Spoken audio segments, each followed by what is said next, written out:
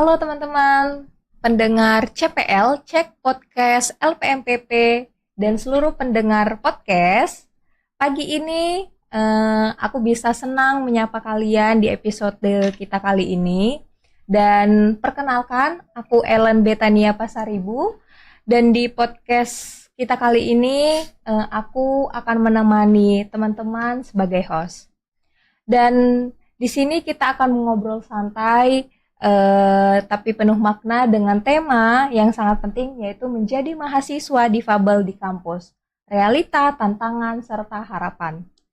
Di sini aku ditemani oleh Romeo, salah satu sahabat difabel, dan juga Samuel, mahasiswa difabel UNED yang akan berbagi pengalaman mereka mengenai bagaimana sih kehidupan mahasiswa difabel di kampus, dan kita akan mendengar dan berbagi pengalaman mereka beserta cerita langsung tentang perjalanan mereka menjadi mahasiswa di Universitas Jember.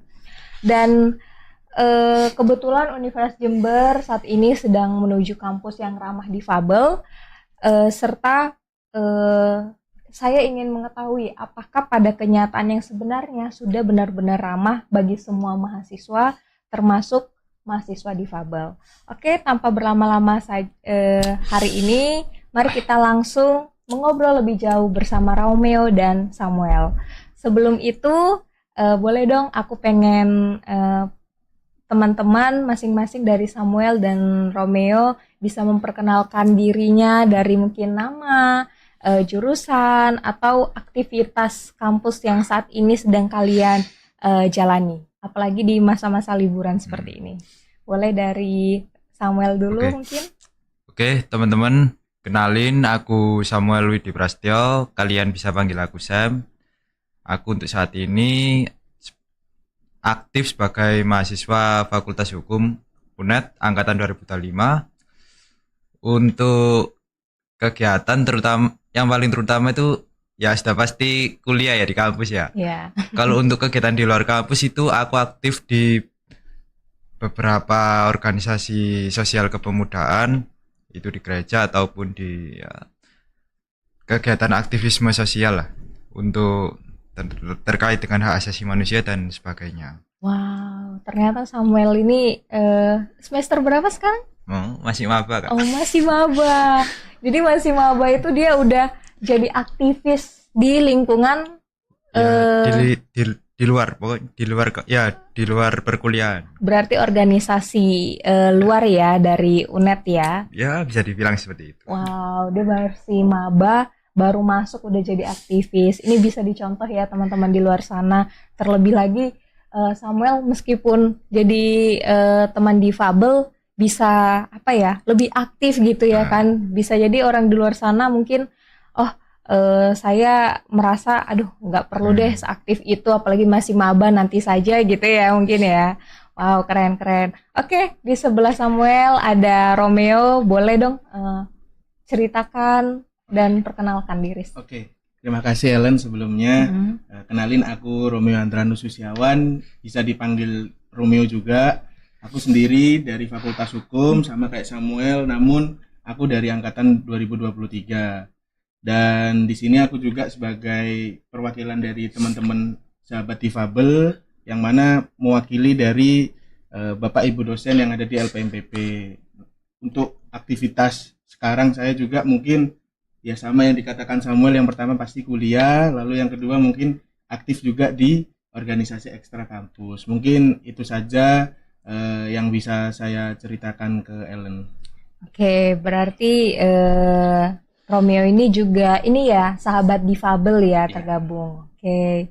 Jadi di sini kita ditemani oleh Samuel dan Romeo, dan meskipun baru masuk perkuliahan, Samuel bisa langsung jadi jadi aktivis, sedangkan Romeo sudah aktif ya, jadi BEM ya kalau nggak salah ya. Bukan himpunan. Bukan juga, ada lah UKM juga. Oh, ada UKM. Wow. Oke, kita lanjut ke pertanyaan pertama. Oke, pertama mungkin aku tanyakan dulu ke Samuel ya. Sam aja ya, biasa dipanggil Sam ya. Ya. Oke, Sam, kamu kan kebetulan juga baru masuk nih pertama Iya. kali di dunia perkuliahan, baru 1 semester ya hitungannya. Nah, bagaimana sih rasanya menjadi mahasiswa difabel, terkhususnya di Universitas Jember? Dan apakah menurut kamu saat ini kampus UNED itu sudah nyaman bagi kamu, dan apakah justru kebalikannya ada hal-hal yang menurut kamu itu justru menjadi tantangan bagi kamu bisa beradaptasi lebih keras? Oke. Yang pertama itu rasanya ketika aku menjadi atau puji Tuhan berhasil menembus untuk masuk di sini, itu yang pertama itu bersyukur. Karena menurut beberapa riset yang aku lakukan ketika aku SMA sebelum aku masuk ke sini, ada data di salah satu pusat data nasional itu yang mengatakan bahwa UNED ini termasuk ke dalam 3 besar kampus paling inklusif, dan itu yang jadi salah satu pertimbangan lah kenapa kok aku memilih untuk masuk di sini. Yang pertama itu sudah pasti bangga. Yang kedua, bagaimana rasanya diriku untuk menjadi seorang mahasiswa difabel terkhusus di kampus UNED ini, dan apakah realitanya itu sama dengan apa yang kita semua pikirkan. Aku pastinya akan menjawab, jadi mahasiswa di kampus sebesar UNED ini itu sangat maksudnya sangat menguji secara mental juga. Kalau memang mungkin beberapa anak ya, kalau aku pertama kali ketika aku masuk di sini itu yang aku rasakan lingkungannya lumayan agak menantang begitu Kak. Soalnya beberapa anak itu ya kita tahu sendirilah, stereotip orang Indonesia kalau melihat temennya atau melihat seseorang di lingkungannya itu berbeda dengan dirinya, apa yang mereka pikirkan dan apa yang mereka katakan di lingkungannya itu kan. Ya seperti itu yang saya rasakan. Dan ketika ketika saya masuk di sini, saya melihat realitanya itu ternyata rasa untuk saling menghargai semua makhluk ciptaan Tuhan itu harus ditumbuhkan. Itu bukan hanya sekedar peraturan secara norma begitu saja Kak. Tapi yang aku bisa katakan adalah bagaimana sesuatu atau rasa tersebut itu bisa tertanam secara moral begitu. Artinya tidak hanya sebatas aturan begitu saja, sehingga kita sebagai, atau mungkin teman-teman yang akan datang lah, terutama yang mahasiswa difabel itu bisa merasakan bahwa mereka itu terjamin secara emosional, bukan hanya secara peraturan saja begitu. Itu mungkin yang aku bisa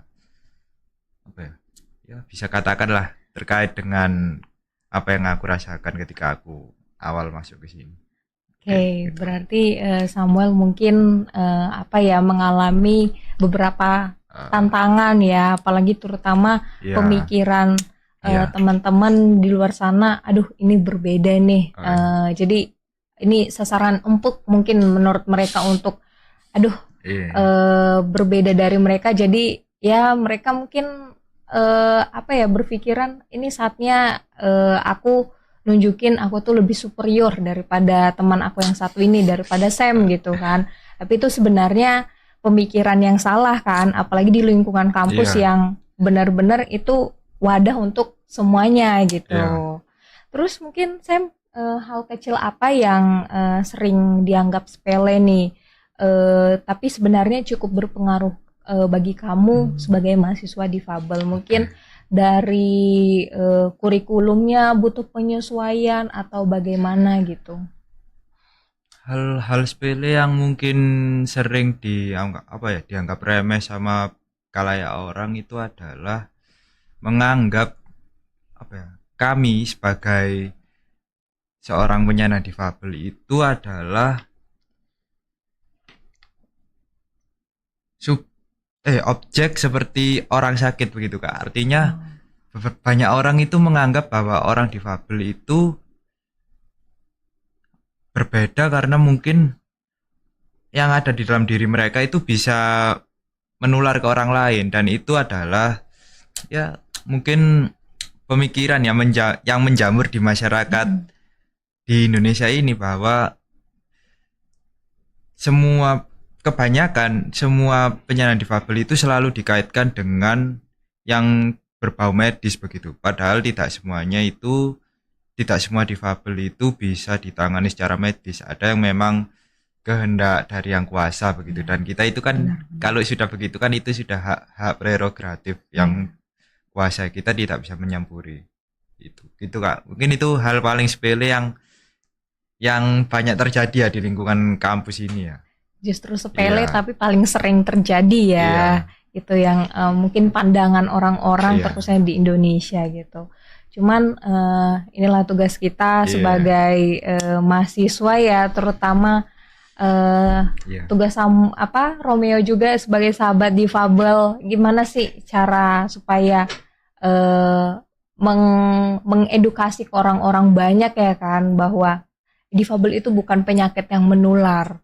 Mereka memang udah ada yang udah dari Tuhan udah menciptakan seperti itu, dan mungkin ada beberapa karena kecelakaan ya atau sakit gitu. Oke, kita kembali ke Romeo ya sebagai sahabat difabel. Nah, Romeo, bagaimana sih pendapat kamu atau pandangan kamu nih tentang realita inklusivitas di kampus selama ini? Dan apakah menurut kamu kampus Universitas Jember sudah cukup inklusif atau masih banyak nih yang perlu dibenahi?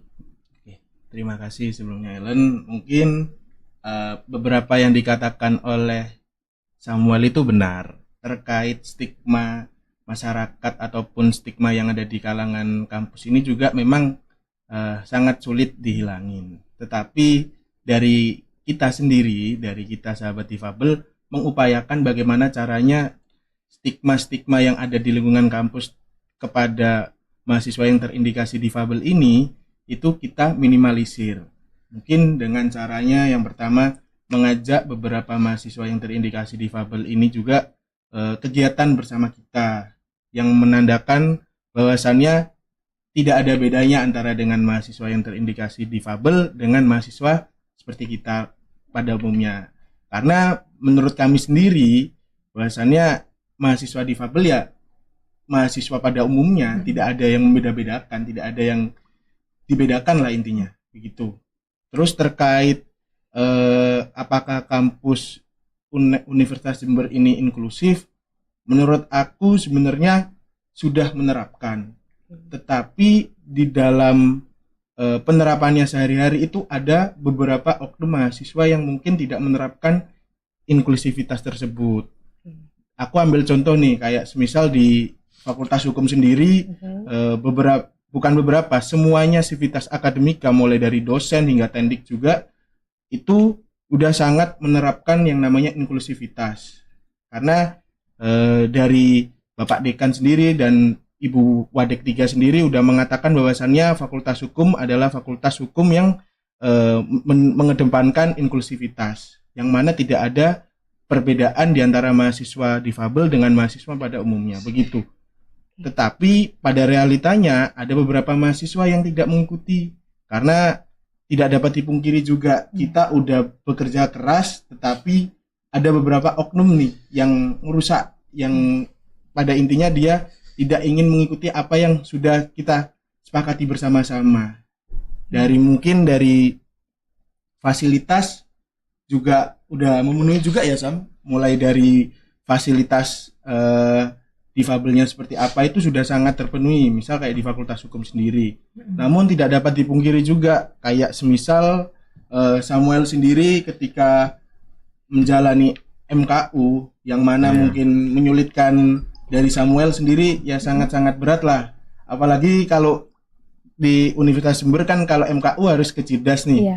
Nah, Cidas itu kan liftnya cuma 2, sedangkan Samuel kadang Iya. tidak kebagian lift gitu. Harus naik gunung 50 mdpl. Ya, Bercanda. jadinya Samuel agak keberatan Iya. ketika memang disuruh naik tangga yang sangat banyak, apalagi menuju lantai 8 ya biasanya ya Sam. Lantai 8 Iya. atau lantai 7. Pojok atas sendiri. Ya begitulah. Ya, Ya, itu seperti itulah. itu mungkin ada beberapa fasilitas yang tidak terpenuhi, yang nggak didapatkan oleh Samuel begitu. Oke, baik, Seperti baik. Jadi beberapa kendalanya mungkin masih banyak ya. Sebenarnya itu bisa diatasi dengan justru teman-teman yang non difabel pakai lift gitu. Iya. Ya dikhususkan dulu untuk teman-teman yang difabel dahulu, baru mereka bisa masuk. Tapi ya itu salah satu dari banyaknya tantangan yang harus kita pelan-pelan harus kita ubah ya. Iya. Oke, kita lanjut ke pertanyaan selanjutnya. Terkhususnya untuk Samuel lagi nih. Jadi itu kan tadi kamu sebutkan banyak tantangan. Iya. Jadi dari pandangan teman-teman atau mungkin pasti ada beberapa yang seharusnya kayak misalnya di bis ya, transportasi umum kan ada khusus Iya. kursi khusus teman difabel atau toilet khusus Iya. teman difabel, Nah. tapi itu malah digunakan untuk orang-orang yang tidak seharusnya gitu. Nah, dari semua tantangan itu apa sih yang biasanya membuat kamu itu tetap bertahan dan semangat? Yang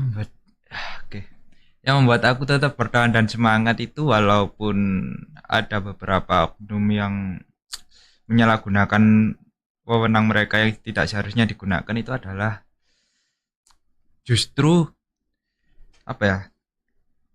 hal-hal seperti itu yang aku harus punya semangat.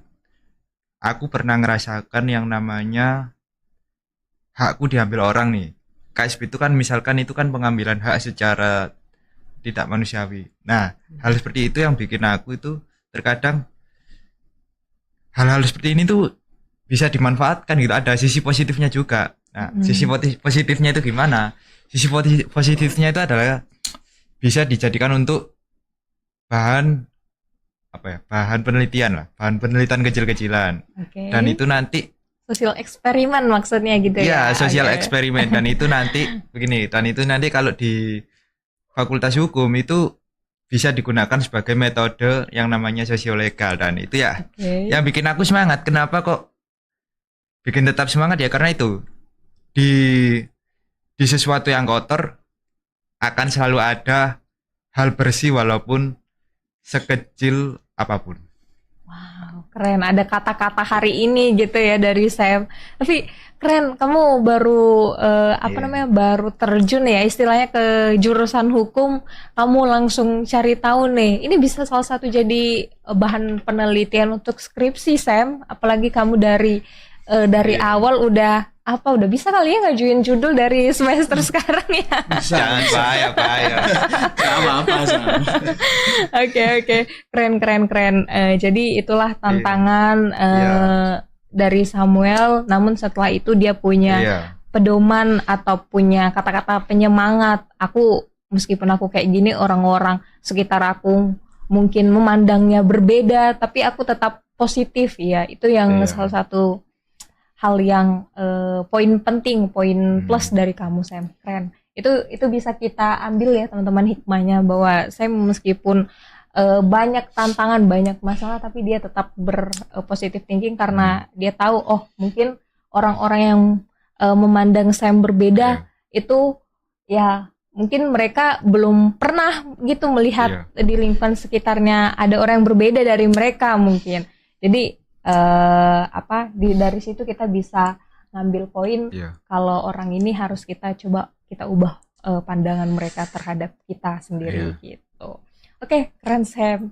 Aku lanjut ke Romeo. Nah, Rom, ketika mendampingi dan berinteraksi dengan mahasiswa difabel, apa momen yang paling membuka mata kamu tentang realita mahasiswa difabel di lingkungan kampus? Mungkin kalau dari kacamata aku sendiri, mahasiswa yang terindikasi difabel ini baik-baik saja. Tetapi ketika aku melakukan pendekatan secara personal, barulah kebuka satu persatu. Kayak semisal tadi itu yang dikatakan sama Samuel terkait lift misal. Iya. Itu kayak aku sendiri ngerasain gimana ya rasanya kalau semisal jadi Samuel yang mana mungkin fasilitasnya sudah ada tetapi Samuel sendiri gak diberikan untuk masuk ke liftnya. Itu aku kayak menyentuh di hatiku kalau semisal aku di posisi Samuel pasti sakit hati pasti terus yang kedua capeknya tapi terus yang ketiga juga ngerasakan kok bisa ya aku diginin gitu ya. Kayak gitu aku kayak momen yang dimana tersentuh itu kayak gitu. Apalagi ada kawan Bimo yang mana dia dari FKIP juga, itu kawan Bimo pernah lah bercerita bahwasannya dia kan maba, mendapatkan tugas ospek yang sangat berat lah, gitu. Sudah pulangnya tengah malam dan tenggat deadline-nya juga sangat cepat lah. Jadi istirahatnya Bimo ini terganggu. Nah dari sana aku juga mikir kok bisa ya Bimo yang seperti ini diberlakukan seperti itu, kayak gitu loh. Kayak aku misal mikirnya, ayolah kita kan udah mengerti, mungkin bukan keterbatasan, tetapi yang dimiliki sama Bimo nggak sampai apa yang kita pikirin gitu loh. Karena mungkin keterbatasannya tiap orang kan beda-beda. Kemampuannya juga berbeda-beda, dan itulah ada kayak kawan Bimo dan kawan Samuel yang bikin aku tersentuh bahwasannya kok bisa ya diberlakukan seperti ini. Padahal dari pihak fakultas maupun pihak universitas sudah menekankan bahwasannya kita kampus inklusif. Benar. Tetapi dari beberapa oknum mahasiswa ini menyalahgunakan, yang dikatakan menyalahgunakan apa ya, hak yang diberikan oleh kampus. Iya, kayak gitulah. Kayak dia menyalahgunakan dan intinya dia tidak bisa mempertanggungjawabkan apa yang telah diamanahkan dari universitas atau fakultas gitu. Baik.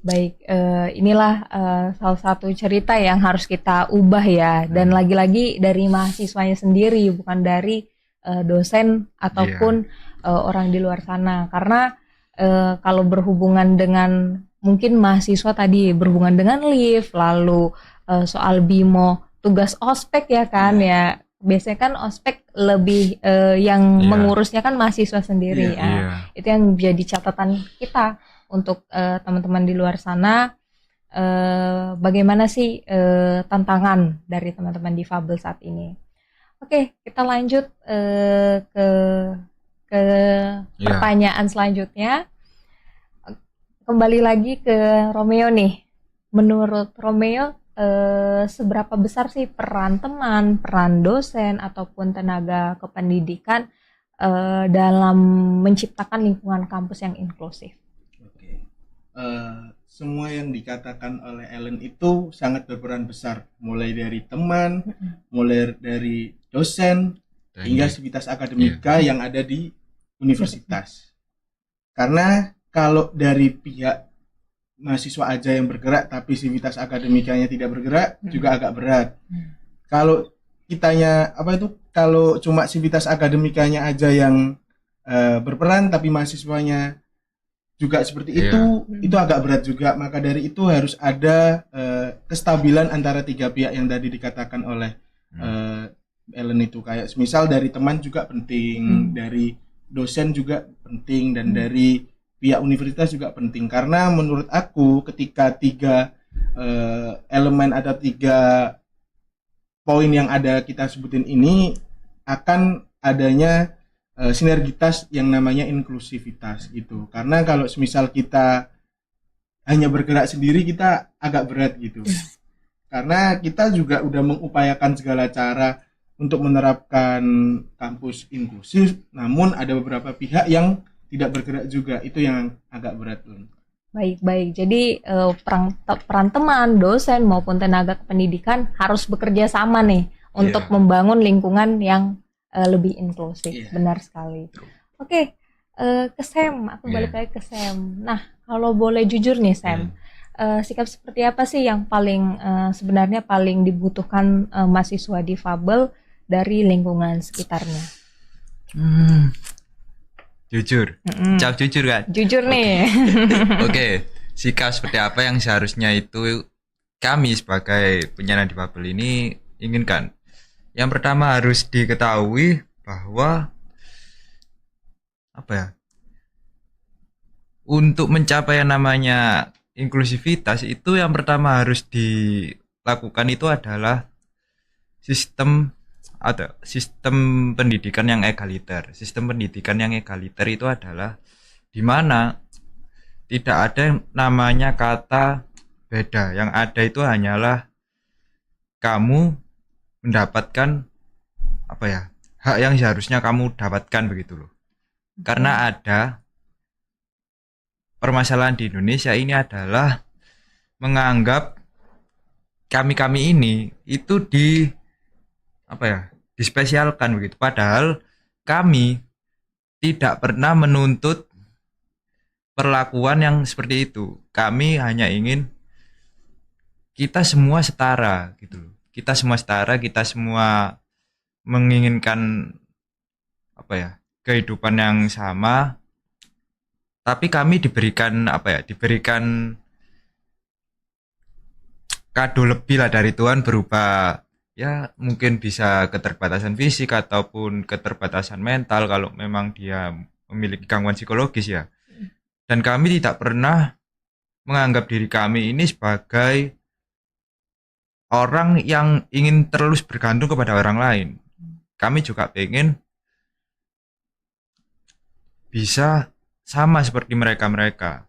Nah, masalahnya apakah di perguruan tinggi kita ini di institusi yang mungkin bisa dikatakan produk intelektual, mereka memiliki kesadaran bahwa setara itu juga salah satu pemenuhan hak asasi manusia yang harus dipenuhi oleh perguruan tinggi. Kalau perguruan tinggi itu memang menginginkan capaian kinerja atau capaian akreditasi yang istilahnya go to the top lah. Kan UNED ini mengejar itu ya, mengejar Kampus inklusi. Inklusivitas top 3 ya se-Indonesia. Nah, untuk mencapai hal itu yang harus dilakukan adalah haknya yang pertama itu harus dipenuhi dulu. Nanti kalau memang haknya itu sudah terpenuhi, barulah penyusunan aturan. Okay. Nah, kalau penyusunan aturannya saja itu maksudnya tidak melibatkan partisipasi atau ya partisipasi tidak hanya mahasiswa ya, tapi beberapa dosen mungkin dari FKIP ada Mas ya. Dari pendidikan bahasa Inggris juga ada yang difabel tuh. Nah, itu mungkin saran yang bisa aku berikan ke mungkin mohon izin Bapak rektorat. Nah, itu bukan hanya dosen saja yang dilibatkan, tapi mohon maaf, bukan hanya mahasiswa saja yang dilibatkan, tapi dosen itu juga suara mereka juga diperhitungkan. Dan mungkin saran kalau sahabat difabel ini dibentuk sebuah UKM, dosen yang difabel itu dijadikan pembina saja supaya kami ini bisa kerjasamanya bisa berjalan dengan enak begitu, Kak. Itu sih saran yang bisa aku berikan gitu. Oke, thank you Sam. Mungkin ini pembahasannya sedikit penting, sedikit krusial menurut aku. Apalagi kalimat yang Samuel lontarkan banyak harapan untuk Universitas Jember terkhususnya. Mungkin itu bisa jadi poin kita dan mungkin bisa kita diskusikan bersama-sama kepada pihak terkait gitu. Oke, kita lanjut pertanyaan ke Samuel lagi nih. Iya, silakan. Oke, mungkin biar bisa kita kasih tahu ke teman-teman atau penonton podcast, Sam, kamu kan sebagai mahasiswa difabel fisik ya.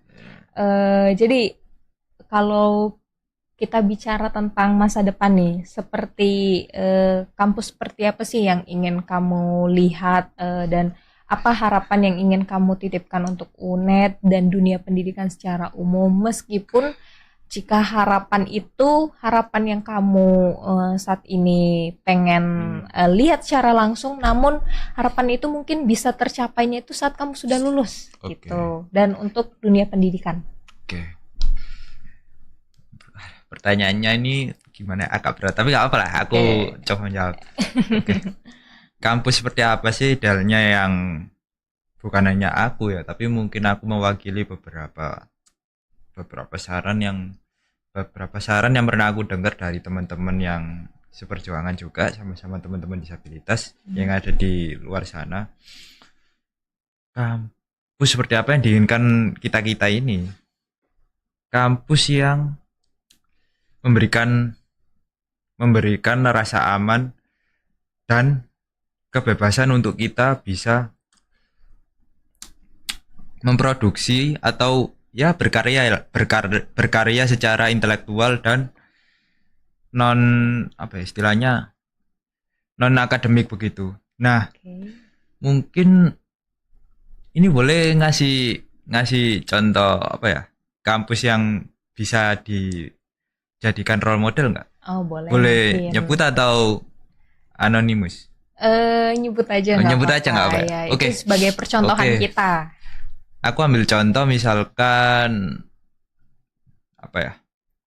di salah satu kampus terkenal di dunia, Harvard University. Oke. Nah, aku ambil contoh satu fakultasnya di Harvard nih. Di Harvard itu, di Harvard Law School, di Fakultas Hukum Harvard, cara mereka untuk menjamin bahwa disabilitas itu adalah bukan halangan, tapi adalah hal yang hal anugerah Tuhan begitu. Mereka membentuk salah satu areas of studies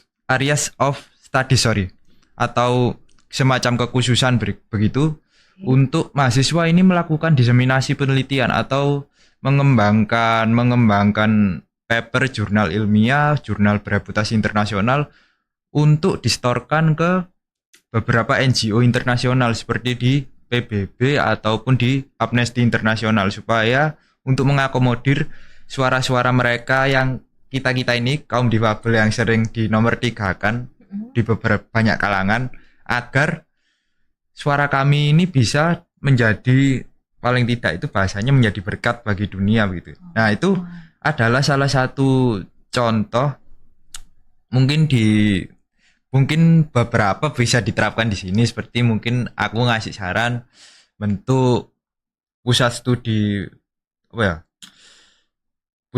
kalau di Fakultas Hukum itu mungkin bisa saran pusat studi keadilan dan gender mungkin. Kalau mungkin bisa diterapkan di semua fakultas semua fakultas ya. Karena gimana ya? Karena isu-isu seperti ini itu jarang dibahas, tapi itu krusial dan sangat penting. Benar. Nah, kampus yang mendukung seperti ini itu pasti akan mendapat perhatian lebih dari, mungkin kalau kita nih skala nasional ya pasti kita sudah dianggap itulah memenuhi syarat untuk mencapai itu, karena pemenuhan haknya sudah terpenuhi. Bukan hanya sekedar aturan doang, tapi melibatkan objeknya di dalam itu. Dalam hari ini objeknya itu maksudnya itu penyandang difabel, itu juga salah satu bentuk bentuk kampus itu benar-benar inklusif ya. Karena inklusif itu bukan hanya sekedar membangun fasilitas, misalkan fasilitas ram kursi roda atau lift difabel atau tempat parkir difabel, karena kalau kita membangun fasilitas doang tanpa adanya lingkungan atau keterbangunan secara emosional, ya aturan atau fasilitas itu cuman jadi seolah-olah barang pajangan yang bisa digunakan oleh semua orang. Dan pasti ya kalau itu orang itu paham tentang apa yang harus dilakukan dan apa yang tidak boleh dilakukan lah. Kalau memang orang itu nggak paham sama sekali kan, sama aja gitu. Mohon maaf ya, ini aku agak bicaranya agak gimana, agak keras sedikit atau agak ngeritik sedikit karena ya kita di dunia intelektual adalah kebebasan untuk Ya, bersuara itu berpendapat. dijamin. Oke. Ya, itu terima kasih kalau Terima dari aku kasih. seperti itu. Terima kasih Sam atas pendapatnya. Oke, kita balik ke Romeo. Apa sih langkah sederhana secara singkat aja bisa kamu lakukan sebagai mahasiswa non difabel untuk ikut mendukung teman-teman difabel terkhususnya di lingkungan kampus Universitas Jember? Oke, mungkin salah satu cara yang mungkin bisa aku lakuin sendiri, yang pertama mungkin melakukan sosialisasi kecil-kecilan kepada teman-teman yang non difabel, terutama yang diindikasi bahwasannya mereka itu sering kayak merendahkan lah kawan-kawan mahasiswa difabel. Mungkin itu yang pertama. Karena ketika kita udah mendoktrin lingkungan tersebut, harapannya nanti ke depannya ketika mereka ditempatkan di lingkungan baru yang ada mahasiswa yang terindikasi difabel, mereka akan doktrin yang pertama kali bahwasannya mahasiswa yang terindikasi difabel ini mindsetnya terbangun. Mindsetnya terbangun. Mereka tidak akan acuh tak acuh cemooh terhadap mahasiswa yang terindikasi difabel ini. Mungkin salah satu contoh caranya itu yang paling kita bisa lakukan yaitu yang pertama ke lingkungan terdekat kita. Ketika lingkungan terdekat kita udah selesai, maka kita keluarlah dari lingkungan terdekat kita, yaitu mungkin salah satu caranya ya seperti ini, kita mungkin podcast untuk menyebarkan bahwasannya mahasiswa difabel yang ada di Universitas Jember ini tidak dapat dibeda-bedakan atau memang mereka mendapatkan hak yang sama begitu. Itu mungkin cara yang dapat kita lakukan dari diri kita sendiri kayak gitu mungkin. Oke, berarti itu harus dimulai dari diri kita sendiri, baru kita bisa menyebarkan hal tersebut ke orang lain. Benar, ini salah satu poin yang bisa kita ambil buat teman-teman terkhususnya di luar sana. Oke, mungkin ini pertanyaan penutup dan pertanyaan terakhir ya. Jadi dari Sam dulu nih, boleh dong kasih satu pesan yang singkat untuk mahasiswa difabel yang saat ini mungkin sedang berjuang dan supaya menyemangati mereka di tengah mungkin kendala yang mereka hadapi seperti kamu. Oke. Buat teman-teman seperjuangan, buat teman-teman sahabat difabel atau mahasiswa-mahasiswa yang diberikan Tuhan sesuatu lebih seperti saya, tetaplah berjuang, tetaplah memberikan yang terbaik dengan apa yang kalian bisa, dengan apa yang kalian bisa lakukan, apapun itu bentuknya, dan tetaplah menyuarakan jika ada ketidakadilan yang kalian rasakan, karena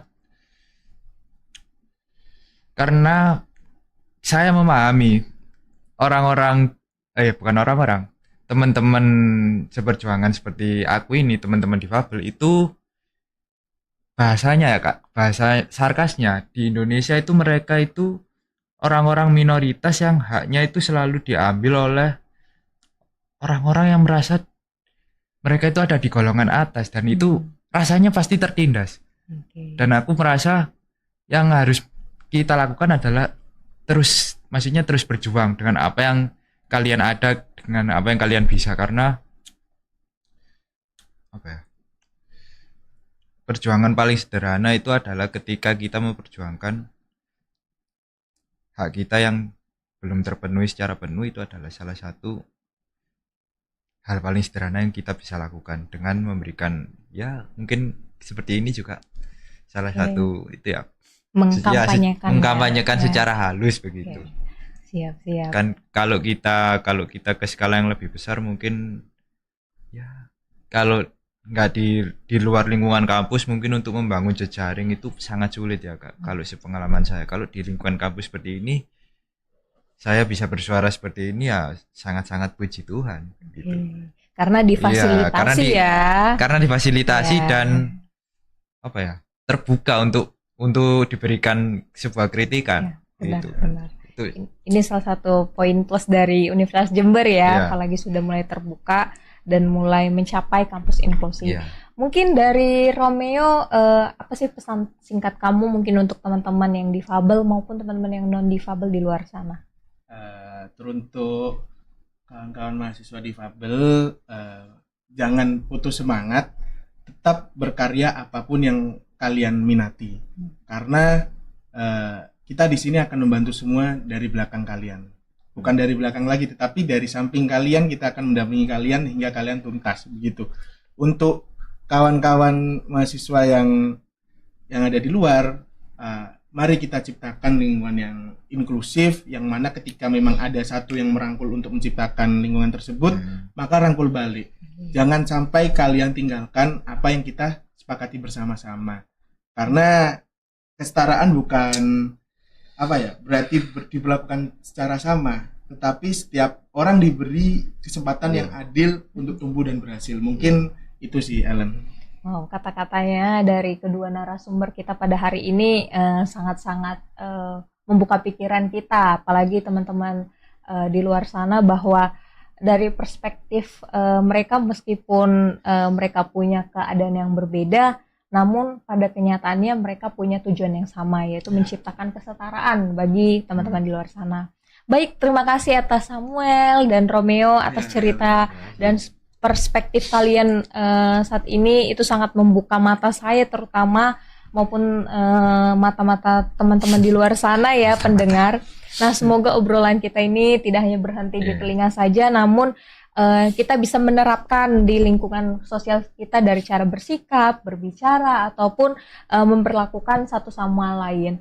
Oke, aku Ellen Betania Pasaribu sebagai host podcast LPMPP CPL LPMPP pada pagi hari ini. Pamit undur diri dan sampai jumpa di episode podcast CPL LPMPP UNED selanjutnya. Tetap belajar, tetap peduli, dan mari tumbuh bersama dalam kampus yang lebih inklusif.